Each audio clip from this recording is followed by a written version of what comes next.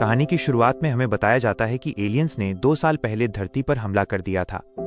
उनका अपना प्लैनेट बर्बाद हो चुका है और वो अपने लिए एक नया घर ढूंढ रहे हैं। धरती पर आते ही उन्होंने इंसानों को गुलाम बना लिया और बेहद खतरनाक हथियार बनाने शुरू कर दिए। ऑस्ट्रेलिया में कुछ बचे हुए लोगों ने हिम्मत नहीं हारी। उन्होंने मिलकर एलियंस के खिलाफ लड़ाई छेड़ दी, अपने परिवारों को गुलामी से आजाद कराया और मिलिट्री की मदद से एलियंस का एक खतरनाक बायोवेपन भी चुरा लिया। उसी दिन कुछ ऐसे एलियंस से भी उनकी दोस्ती हुई जो अपनी ही कौम के नेताओं के खिलाफ हैं। उन्होंने इंसानों का साथ देने का फैसला किया और बदले में बस रहने की जगह मांगी। अब प्रेजेंट में सिडनी दोबारा एलियंस के कब्जे में आ चुका है और ऑस्ट्रेलियन रेजिस्टेंस उसे वापस लेने की कोशिश कर रही है। हर तरफ धमाके हो रहे हैं, जमीन पर एलियन सैनिक लड़ रहे हैं और आसमान से उनके एयरक्राफ्ट लगातार बॉम्ब्स गिरा रहे हैं। कई दिनों से इंसानी सेना अपनी जगह संभाले हुए हैं, लेकिन हर गुजरते पल के साथ उनके ज्यादा से ज्यादा स्क्वाड खत्म हो रहे हैं। इसी बीच वेस्टर्न सिडनी में एक विशाल एलियन शिप के नीचे सीवर के रास्ते मैट और उसकी टीम चुपचाप अंदर घुस रही है। उन्हें ये सीक्रेट रास्ता उनकी तरफ आ चुके एक एलियन ने ही बताया है। जैसे ही उन्होंने पक्का किया कि वो शिप के अंदर पहुंच गए हैं, मिलिट्री ने ध्यान भटकाने के लिए अपने जेट्स भेज दिए। जेट्स ने शिप पर गोलीबारी शुरू कर दी और जवाब में एलियंस ने तुरंत अपने एयरक्राफ्ट आसमान में उतार दिए। शिप के अंदर घुसते ही मैट की टीम को कुछ ऐसे एलियंस मिले जो गार्ड बनकर खड़े हैं, लेकिन असल में इंसानों के साथी हैं।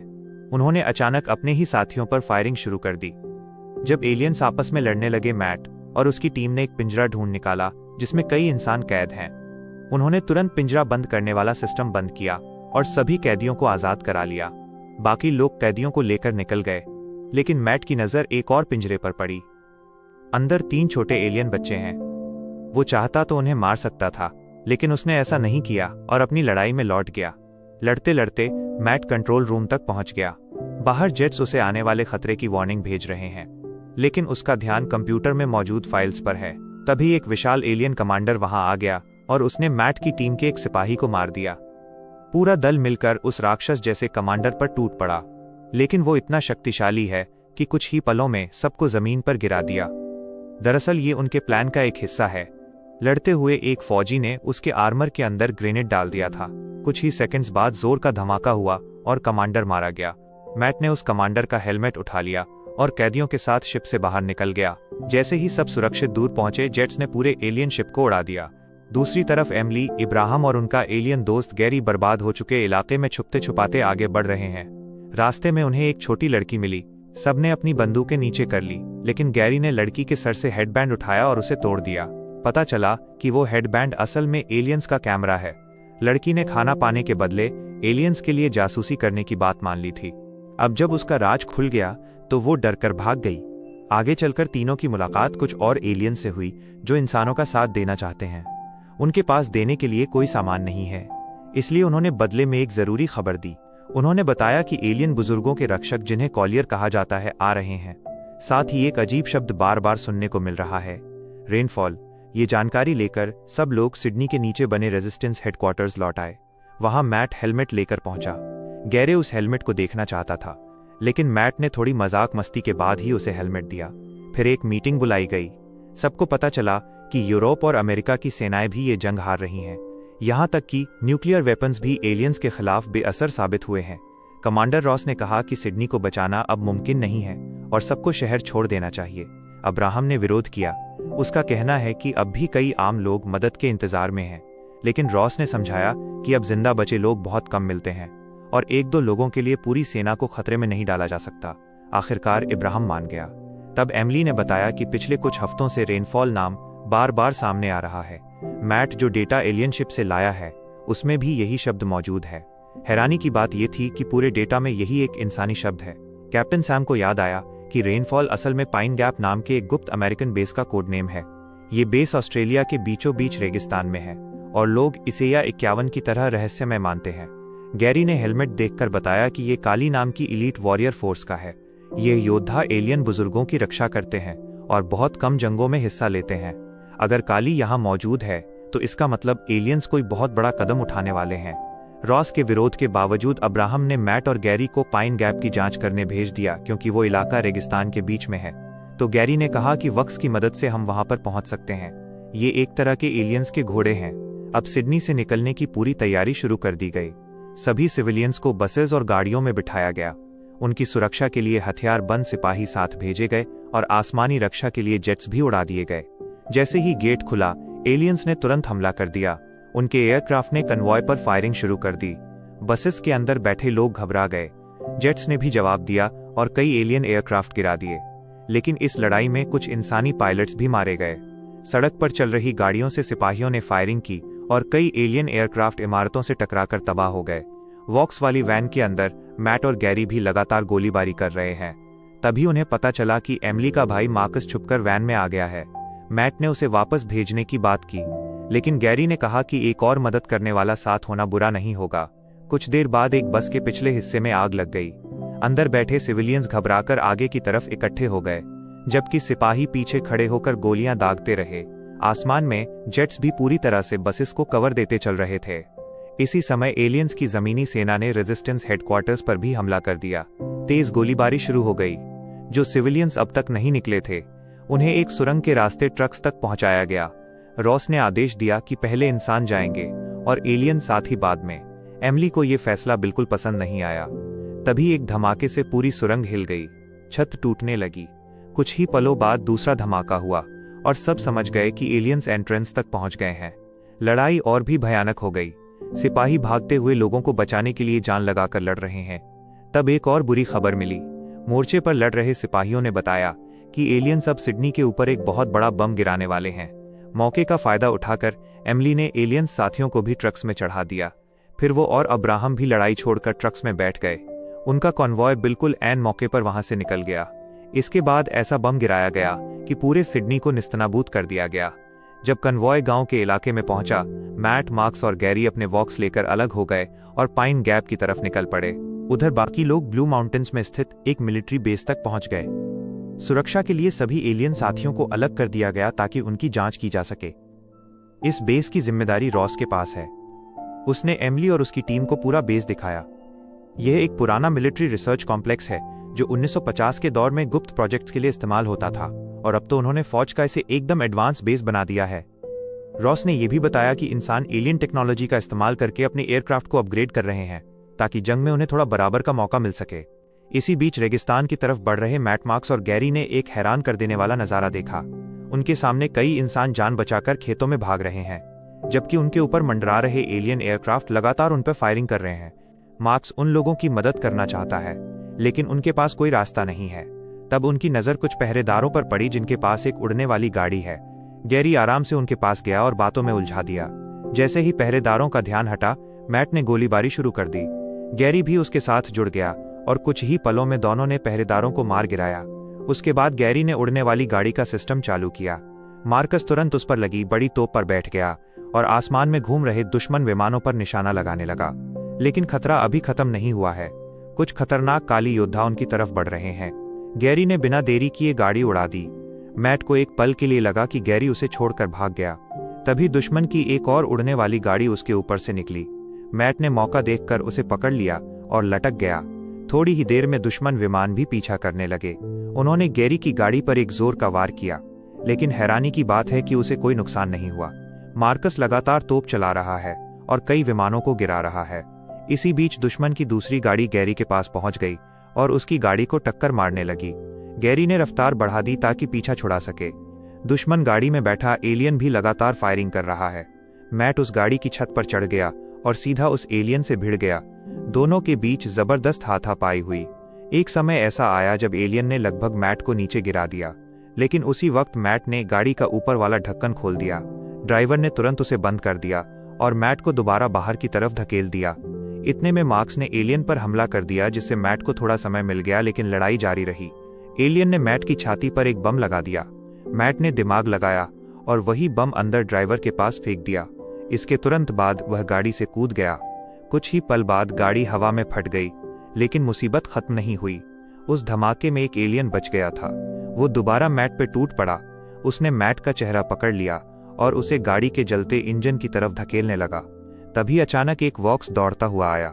उसने एलियन को जोर से टक्कर मारी, जमीन पर गिरा दिया और उसे खा गया। मैट को गैरी और मार्क्स ने वापस अपनी गाड़ी में उठा लिया।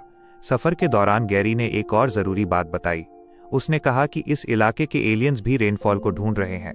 उधर ब्लू माउंटेन्स वाले बेस पर एमिली और डेनिस को एहसास हुआ कि कई दिनों से उन्होंने अपने एलियन साथियों को देखा ही नहीं है। इसलिए दोनों ने रॉबिन से पूछा, जो डेनिस की पायलट गर्लफ्रेंड है। लेकिन रॉबिन को लगता था कि रॉस एकदम सही कर रहा है। वो लोग एलियंस पर आंख बंद करके भरोसा नहीं कर सकते। पर फिर उसके जाने के बाद डेनिस ने दिखाया कि मैंने उसका सिक्योरिटी पास चुरा लिया है। डेनिस ने पहरेदारों का ध्यान भटकाया और एमिली चुपके से रेस्ट्रिक्टेड हिस्से में घुस गई। अंदर पहुंचकर उसने एक विशाल लैब देखी। वहां एक बड़े हिस्से में वही बायो वेपन रखा है जो मैट एलियन से चुरा कर लाया था। एमिली ने रेडियो के जरिए डेनिस को सब बताया, लेकिन तभी तंबू के अंदर गैस भरने लगी। उसे तुरंत वहां से भागना पड़ा। वो एक प्लास्टिक की सुरंग से गुजरी और फिसलकर नीचे एक रास्ते में पहुंच गई। वहां जो उसने देखा उसने उसके होश उड़ा दिए। सभी एलियन साथी छोटी छोटी कोठरियों में बंद है। कुछ पर अत्याचार किया जा रहा है, कुछ पर एक्सपेरिमेंट्स हो रहे हैं। बहुत से एलियंस मुश्किल से जिंदा हैं और कई पहले ही मर चुके हैं। एमिली ने उन्हें आजाद करने के लिए दरवाजे खोलने की कोशिश की, लेकिन तब तक रॉस के आदमी वहां पहुंच गए। उन्होंने उसे घेर लिया और पकड़ लिया। दूसरी तरफ मैट, गैरी और मार्क्स ने वॉक्स के साथ एक जगह डेरा लगा लिया। मैट अब भी एलियंस पर पूरी तरह भरोसा नहीं कर पा रहा है। तभी दूर पहाड़ों की तरफ से एक भयानक दहाड़ सुनाई दी। गैरी ने आवाज पहचान ली। वो जायलिक है। जायलिक एक विशाल शिकारी जानवर है जो वक्स को खा जाता है। कुछ ही देर में वो पहाड़ से नीचे उतरता हुआ नजर आया। तीनों ने तुरंत फायरिंग शुरू कर दी, लेकिन उसकी मोटी खाल पर गोलियों का कोई असर नहीं हुआ। राक्षस सीधा वॉक्स की तरफ बढ़ने लगा। मैट उनकी मदद के लिए भागा, लेकिन अचानक एक धमाका हुआ और पास खड़ी गाड़ी उड़ गई। मैट जोर से दूर जा गिरा। ये धमाका 2 काली योद्धाओं ने किया है। गैरी तुरंत उनसे भिड़ गया। उसने अपनी एलियन पिस्टल से एक को मार गिराया, लेकिन दूसरे काली योद्धा ने तलवार के एक वार से उसका हथियार गिरा दिया और रेनफॉल का ठिकाना पूछने लगा। गैरी मुस्कुराया और अपनी तलवार निकाल ली। अब दोनों के बीच तलवारों की भयानक टक्कर शुरू हो गई। गैरी एक अच्छा फाइटर है, लेकिन सामने वाला और ज्यादा खतरनाक था। उधर मार्क्स जायलिक पर फायरिंग करता रहा और वॉक्स भी जानवर से लड़ते रहे, लेकिन जायलिक ने एक वॉक्स को गिरा दिया और मार्क्स को भी जोर से टक्कर मारकर बेहोश कर दिया। अब वो मार्कस को खाने ही वाला है। मैट ने उस पर फायरिंग की, लेकिन उसके हथियार की ऊर्जा खत्म हो गई। जायलिक ने मुंह खोला और मैट की तरफ बढ़ा। तभी एक जोर का धमाका हुआ। एक ताकतवर बम सीधा जायलिक से टकराया और वह तुरंत मर गया। काली योद्धा एक पल के लिए भटक गया। गैरी ने इसी मौके का फायदा उठाया और उसे मार गिराया। कुछ दूर एक रोशनी दिखाई दी। मैट ने तुरंत अपना हथियार उठा लिया, लेकिन सामने दुश्मन नहीं है। वो पीटर और उसकी बेटी बेला हैं। 2 साल पहले बच निकलने के बाद दोनों लड़ाई वाली टीम से अलग हो गए थे और पहाड़ों के पास एक गुप्त गांव में रहने लगे थे। पीटर उन सबको भी अपने साथ ले गया, जहां गांव के लोग गैरी को देखकर बहुत ज्यादा डर गए। खुशकिस्मती से मार्कस को कोई गंभीर चोट नहीं लगी और वो होश में आ गया। बातों बातों में गैरी ने पीटर से कहा कि मैंने सुना है आपने 2 साल पहले एक कैद एलियन का सर कुचल दिया था। पीटर ने इस बात को नकारा नहीं, लेकिन इतना जरूर कहा कि अब मैं वैसा नहीं हूं। दूसरी तरफ गांव के लोग घर के बाहर इकट्ठा होने शुरू हो गए थे। सब गैरी को उनके हवाले करने की मांग कर रहे हैं। पीटर ने साफ मना कर दिया। मार्क्स भी भीड़ और वक्स के बीच खड़ा हो गया। अब गांव वाले जबरदस्ती घर में घुसने की कोशिश करने लगे। इतने में गैरी खुद बाहर आया और कहने लगा कि अगर किसी में हिम्मत है तो आओ लड़ो मुझसे। पीटर भी गैरी की मदद के लिए कूद पड़ा, लेकिन 2 लोग पूरी भीड़ का सामना नहीं कर सकते। गांव वालों ने पीटर को पकड़ लिया और गैरी को पीटना शुरू कर दिया। तब मैट ने आसमान की तरफ गोली चला दी। आवाज सुनते ही सब पीछे हट गए।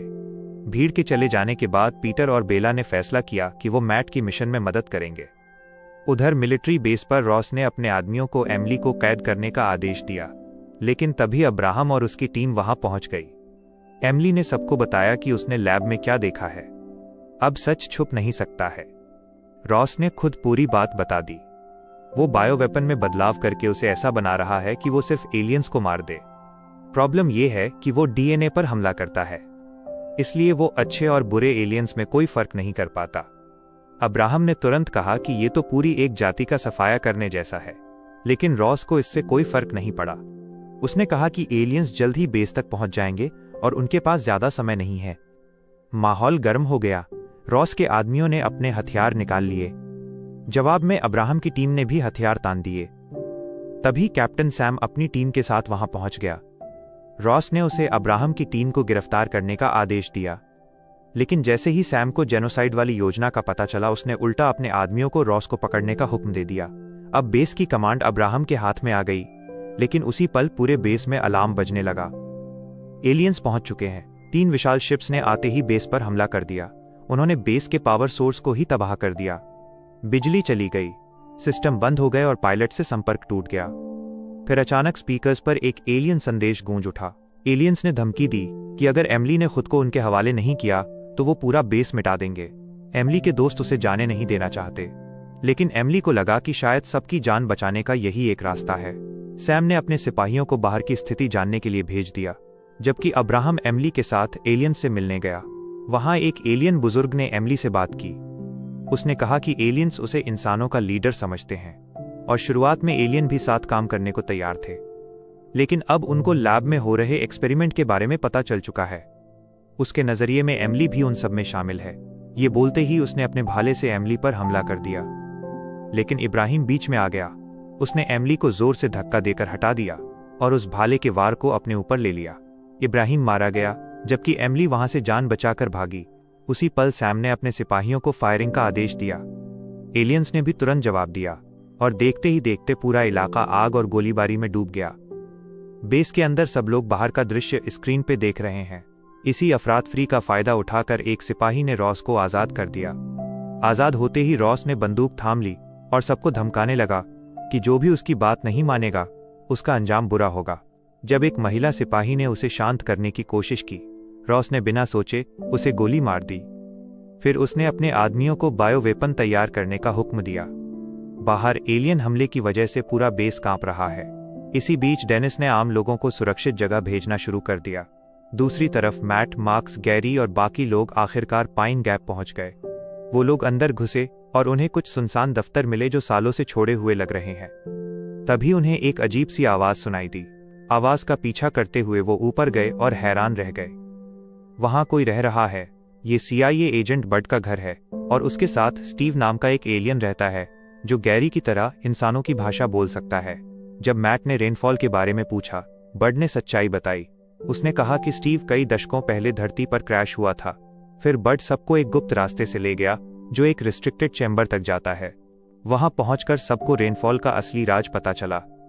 रेनफॉल दरअसल एक विशाल एस्ट्रॉइड है जो आज से कई साल पहले समुद्र की गहराइयों में मिला था। उस एस्ट्रॉइड के अंदर एलियन टेक्नोलॉजी लगी हुई है। बड का मानना है कि लाखों साल पहले एलियंस ने इसी एस्ट्रॉइड को धरती पर भेजा था ताकि यहाँ की जिंदगी का सफाया हो जाए। मैट ने तुरंत बेस से संपर्क किया और बड ने रॉस को भी ये जानकारी दी। बड ने समझाया कि अगर एलियंस इस एस्ट्रॉइड को फिर से हासिल करके दोबारा धरती पर गिरा दें तो पूरी मानव जाति का वही हाल होगा जो कभी डायनासोर्स का हुआ था। रॉस ने यह सुनते ही एक खतरनाक योजना बना ली। उसने सोचा कि एस्ट्रॉइड के अंदर बायोवेपन रख दिया जाए। जब एलियंस उसे ले जाएंगे तब वही हथियार उनके खिलाफ काम करेगा। जैसे ही गैरी ने बायोवेपन का नाम सुना, वह गुस्से से भर गया। उसने कंप्यूटर तोड़ना शुरू कर दिया और संपर्क टूट गया। मैट ने उसे जोर से धक्का दिया। गैरी पीछे गिरकर सीधा एस्ट्रॉइड से टकरा गया। तभी एस्ट्रॉइड तेज रोशनी से चमक उठा। कुछ ही पल में उसने अपनी जगह का संकेत एलियन बुजुर्ग तक भेज दिया। स्टीव ये देखकर सन्न रह गया। उसने कहा कि ये काम सिर्फ कॉलियर कर सकते हैं। इसका मतलब था कि गैरी खुद एक कॉलियर है। मैट ने तुरंत अपना हथियार उठा लिया, लेकिन मार्कस गैरी के सामने खड़ा हो गया। पीटर ने भी मैट को समझाया कि गैरी उनका दोस्त है और पूरी एक जाति का सफाया करना गलत होगा। आखिर सबने फैसला किया कि बायो वेपन का इस्तेमाल नहीं करेंगे, इसके बजाय एस्ट्रॉइड को ही उड़ा देंगे। लेकिन उससे पहले ही अचानक बिजली चली गई। कुछ ही पलों में हवा के रास्तों और एलिवेटर शाफ्ट से कई एलियंस कमरे में घुस आए। इंसानों ने गोलीबारी शुरू कर दी, जबकि गैरी अपनी तलवार लेकर दुश्मनों पर टूट पड़ा। उसकी काली ट्रेनिंग साफ नजर आ रही है। वो एक के बाद एक एलियन को तलवार से काट रहा है। पीटर ने कुछ गैस कैनिस्टर्स पर गोली चला दी। जोरदार धमाका हुआ और कई दुश्मन एक साथ मर गए। लेकिन मुश्किल ये थी कि जितने एलियंस मारे जा रहे हैं उससे ज्यादा अंदर घुसते जा रहे हैं। आखिर टीम ने फैसला किया कि लड़ाई में समय बर्बाद करने के बजाय एस्ट्रॉइड तक पहुंचना ज्यादा जरूरी है। वो लोग कॉरिडोर की तरफ दौड़े, लेकिन वहां भी एलियंस रास्ता रोके खड़े हैं। तभी वक्स उन पर टूट पड़े। उन्होंने एलियंस को जमीन पर गिरा दिया और उन्हें खाना शुरू कर दिया। उधर बेस पर सैम के सिपाही आखिरी दम तक लड़ रहे हैं। हालात बहुत बुरे हैं, लेकिन किसी ने हार नहीं मानी। आसमान में जेट्स ने भी उड़ान भरी और आम मिसाइल से एलियन विमानों को गिराना शुरू किया। साथ ही उनके पास बायो वेपन वाले मिसाइल्स भी तैयार रखे गए हैं। इसी दौरान एमिली चुपके से अंदर पहुंच गई और डेनिस के साथ मिलकर कम्युनिकेशन ऑफिसर को डराकर भगा दिया। डेनिस ने सिग्नल बदला और रॉबिन से संपर्क किया। एमिली ने उसे लैब के एक्सपेरिमेंट और जेनोसाइड वाली योजना के बारे में सब बता दिया, लेकिन बदकिस्मती से ये संदेश सिर्फ रॉबिन तक नहीं गया। पूरे बेस ने उसे सुन लिया। रॉस ने भी रॉबिन से संपर्क किया और उसे अपने पुराने आदेश याद दिलाए। रॉबिन ने पीछे हटने का फैसला किया और दूसरे पायलट्स को भी वही करने को बोला, लेकिन रॉस का वफादार एक सिपाही उसकी बात मानने को तैयार नहीं हुआ। उसने सीधा बायो वेपन वाला मिसाइल एक शिप में दाग दिया। मिसाइल लगते ही शिप आसमान से गिरने लगा। साथ ही जहरीली गैस फैल गई और बाहर मौजूद कई एलियंस मरने लगे। मौका देखकर सैम और उसके सिपाही अंदर घुस गए और रॉस के आदमियों पर फायरिंग शुरू कर दी, लेकिन रॉस पिछले दरवाजे से भाग निकला। अपने आदमियों को मरने के लिए छोड़कर वो सीधा नीचे वाली लैब में पहुंच गया। वहां उसे पता चला कि गैस को कैद खानों तक पहुंचने में अभी समय लगेगा। उधर कम्युनिकेशन रूम में एमिली और डेनिस को ढूंढ लिया गया। दोनों गोलीबारी में फंस गए। डेनिस ने एमिली से कहा कि तुम जाओ, मैं इन्हें संभालता हूं। एमिली अकेली लैब की तरफ दौड़ पड़ी। वहां पहुंचकर उसने एक वैज्ञानिक को बेहोश कर दिया और फिर सीधा रॉस के सामने जा खड़ी हुई। दोनों के बीच हाथापाई शुरू हो गई। रॉस ने एमिली को बुरी तरह पीटा। एमिली ने पास रखे गैस सिलेंडर से उस पर वार किया और कंट्रोल पैनल तक पहुंचने की कोशिश की, लेकिन रॉस ने उसका गला पकड़ लिया। सांस रुकने लगी। फिर भी एमिली इतनी पास है कि उसने एक बटन दबा दिया। बटन दबते ही टेंट के अंदर गैस छूट गई। एमिली भागकर बाहर निकल गई और दरवाजा बंद कर दिया। रॉस अंदर ही फंस गया। कुछ देर बाद उसकी सांस घुटने से मौत हो गई। थोड़ी देर बाद स्पीकर्स पर सैम की आवाज गूंजी। उसने घोषणा की रॉस मर चुका है और अब बेस की कमांड उसके पास है। ये सुनते ही डेनिस पर हमला कर रहे सिपाहियों ने फायरिंग रोक दी। उधर पाइन गैप में सब लोग एस्ट्रॉइड के कमरे वाले कॉरिडोर में पहुंच गए। एलियंस उनके बिल्कुल पीछे हैं, लेकिन लड़ाई शुरू होने से पहले ही एलियन शिप ने एक खास बीम का इस्तेमाल किया। पूरा बेस हिलने लगा और एस्ट्रॉइड वाला कमरा धीरे धीरे ऊपर उठने लगा। कॉरिडोर बीच से टूटकर दो हिस्सों में बंटने लगा। गैरी उस हिस्से में फंस गया जो नीचे गिर रहा है। उसके साथ कई एलियंस भी गिरने लगे। ज्यादातर एलियंस गहराई में गिरकर मर गए। सिर्फ गैरी और एक दुश्मन कुछ केबल्स पकड़कर लटक रहे हैं। बेला ने तुरंत अपना चाकू निकाला और कुछ केबल्स काट दिए। दुश्मन का संतुलन बिगड़ गया और वो नीचे गिर गया। जब कॉरिडोर पूरी तरह टूटने लगा, मैट दौड़ कर आया और गैरी का हाथ पकड़ लिया। आखिरी पल में उसने गैरी को बचा लिया। उस वक्त मैट ने उसे भाई कहकर पुकारा। यह पहली बार है जब उसने गैरी को पूरी तरह अपना माना। तब तक एलियन शिप एस्ट्रॉइड को अपने अंदर वापस से समा चुकी थी। नीचे सब लोग बेबस होकर बस उसे देखते रहे। बेस पर एमिली ने कैद एलियंस को आजाद कर दिया। कुछ एलियंस गैस की वजह से फिर भी बच नहीं सके। जब ट्रक सिविलियंस और कुछ सुरक्षा कर्मियों को लेकर निकले तब सिपाही और पायलट्स पीछे रुक गए ताकि दुश्मन का ध्यान अपनी तरफ खींच सकें। आखिरकार पूरा बेस तबाह हो गया। रॉबिन भी दूसरे पायलट्स के साथ लड़ते हुए मारी गई। कुछ समय बाद सभी बचे हुए लोग पहाड़ी गांव में पहुंच गए। पीटर भी वापस लौट आया। अब सबको मिलकर एक नई योजना बनानी है ताकि अपने साथियों को बचा सकें और आने वाली लड़ाई के लिए तैयार हो सके।